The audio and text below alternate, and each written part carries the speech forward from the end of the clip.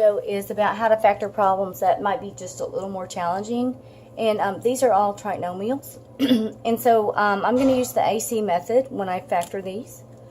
The AC method is based on factoring ax squared plus bx plus c.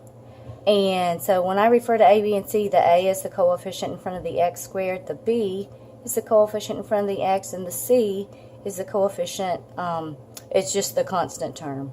Alright, so to factor by the AC method, you multiply a times c, and you want to find two things that will add up that you can multiply to get a times c, two factors here that you would multiply to get a times c, but that would add up to bb. So you'll see me drawing this little thing for each of these problems. Alright, the first one that we have, number 1, a is 20, b is negative 37, and c is 8. So a times c would be 20 times 8, which would be 160. Alright, and so I need to find, my challenge is to find two numbers I could multiply to get 160, but would add up to be b, which in this case is a negative 37. If I'm going to multiply two numbers together and it's going to be positive, you only get that if you multiply a positive times a positive or a negative times a negative. So in this case, it will be a negative number times a negative number because I need them to add up to be a negative 37. So that's decided. Now I just look at a 160. I am not familiar with the number 160, so I'm going to break it down into its prime factorization. So this could be 16 times 10 would give me 160. 10 can be broken down to a 5 times 2, and those are prime numbers, so that won't break down any further. And a 16 can be a 4 times a 4. 4 can be broken down to a 2 times 2 and 2 times 2. So if I multiply 2 times 2 times 2 times 2 times 5 times 2, that will give me 160. Now, this is helpful because all you got to do is start grouping these in twos until you find the right combination. We need two numbers that basically add up to be 37.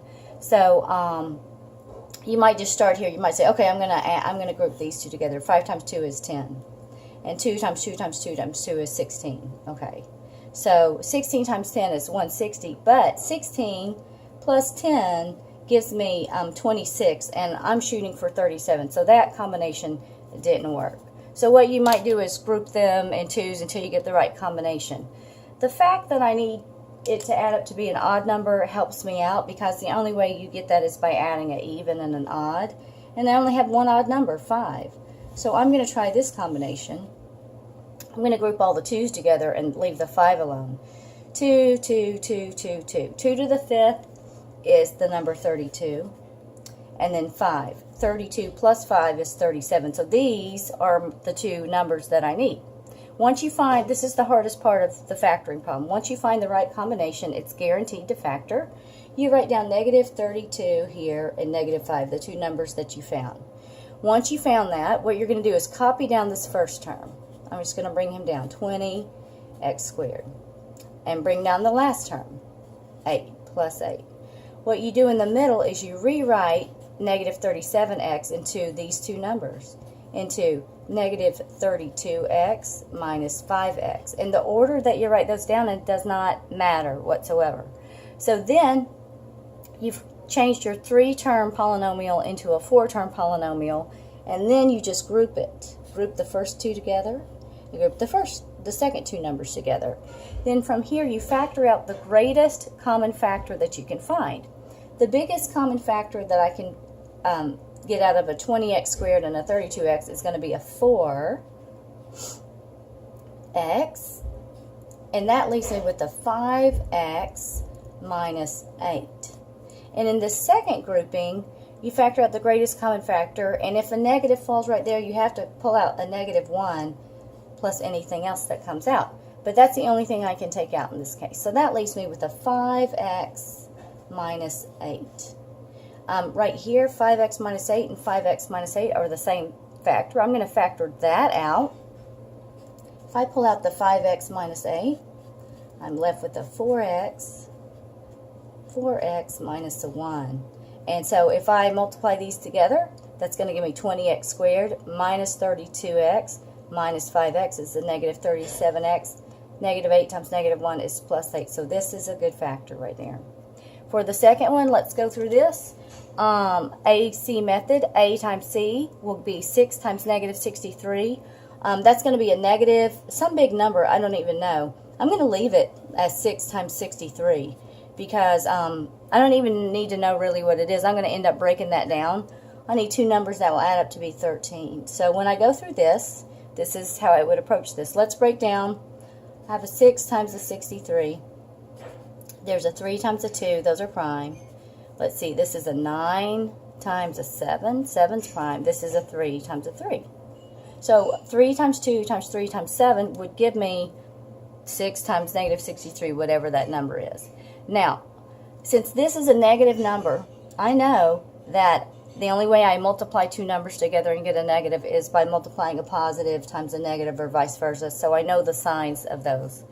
And since when I add these two numbers together, it's going to be positive, I know the positive number will be the bigger one. This one will be bigger. All right, so now I got to work on this. I know this is going to be an odd number, so I might just leave the 7 out and see what happens here. 3 times 3 times 3 is 27. 27 times 2 is 54. I have a 54 and a 7. 54 minus 7 is not, it's 40 something. It's not going to be 13. So that didn't work. So let me try something else. What is 3 times 3 times 7? Let me try this combination. That's going to be, oh, that's 63 and 6. 63 minus 6 is not 13. So let me try again. What is, let's see, let's try 21. This is a 21. And 3 times 3 is 9. Times 2 is 18. What is 18 and 21? That is, I'm subtracting these, right? 21 minus 18. And that will give me a 3. So that's not it. I got to try one more time. So let's see. What have I not tried? I've tried, I left the 7 out. I left the 9 out. Let's see. What if did I leave just the 9? That's going to be too much. Let me see. What about, okay, let's try 7 and 2. Let's try that. That's 14. And 3 times 3 times 3 is 27. So 27 and 14. If I subtract these, 7 minus 4 is 3 and 2 minus 1 is 13. That's the winning combination. So it's going to be 27 and 14. 27 has to be bigger. 27. 14 has to be smaller. All right, I'm sort of running out of room, but I'll make it really small. Copy down the first term, 6x squared. All right, rewrite the middle term into these two. So 27x minus 14x plus 27x minus 14x minus 63. Group the first two and the last two together. What's the biggest thing I can pull out of the first two? There's a 3x I can pull out, leaving me with the 2x plus 9. The biggest thing I can pull out of this is that's a negative 14. I'm going to pull out a negative 7. We'll go into both of those. That leaves me with a positive 2x plus a 9. Let me double check. 3x times 2x is 6x squared. 3x times 9 is 27x. Negative 7 times 2x is negative 14x, and negative 7 times 9 is a negative 63. These match. 2x plus 9, I can factor that out, leaving me with the 3x minus 7, and that is the factored form of that one. Lastly, we have this number 3. This does not match this form exactly because this is x to the third, x squared, and x. So that's not matching exactly, but I noticed there's a common factor I can pull out of all three of these, and that's an x. So let me pull out an x. The first step to every factoring problem is factoring out the greatest common factor. So if it's there, pull that out, leaving me with 9x squared minus 12x plus a 4.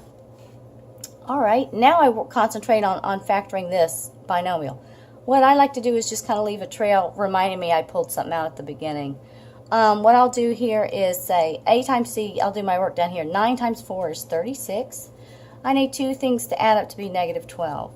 I'm multiplying two numbers to get a positive, but it has to add up to be negative. That means both of these numbers will be negative. So what's in a 36? Let's see. What's in a 36? There's a 6 and a 6. 6 times 6 is 36, and 6 plus 6 is 12. So if I make these both negative, That will work. -6 and -6. All right, I didn't have to work too hard on that one. -6 times -6 is 36. -6 plus -6 is -12. That's going to work. So I say this is going to be 9x squared minus 6x minus 6x. I rewrite it into the two terms I found, plus 4. Group the first two and the last two. What's the biggest thing I can pull out of there? It's going to be a 3x, leaving me with a 3x minus 2. If there's a negative there, you have to pull that out. The greatest common factor out of these two will be a 2, leaving me with the 3x minus 2, because when you factor out a negative, it changes the signs of whoever's left in the parentheses. These terms match 3x minus 2. I'll factor out the 3x minus 2, and what I've left with is another 3x minus 2. There's an x out here. This is the factored form. You can write it like this, or you can write it like this.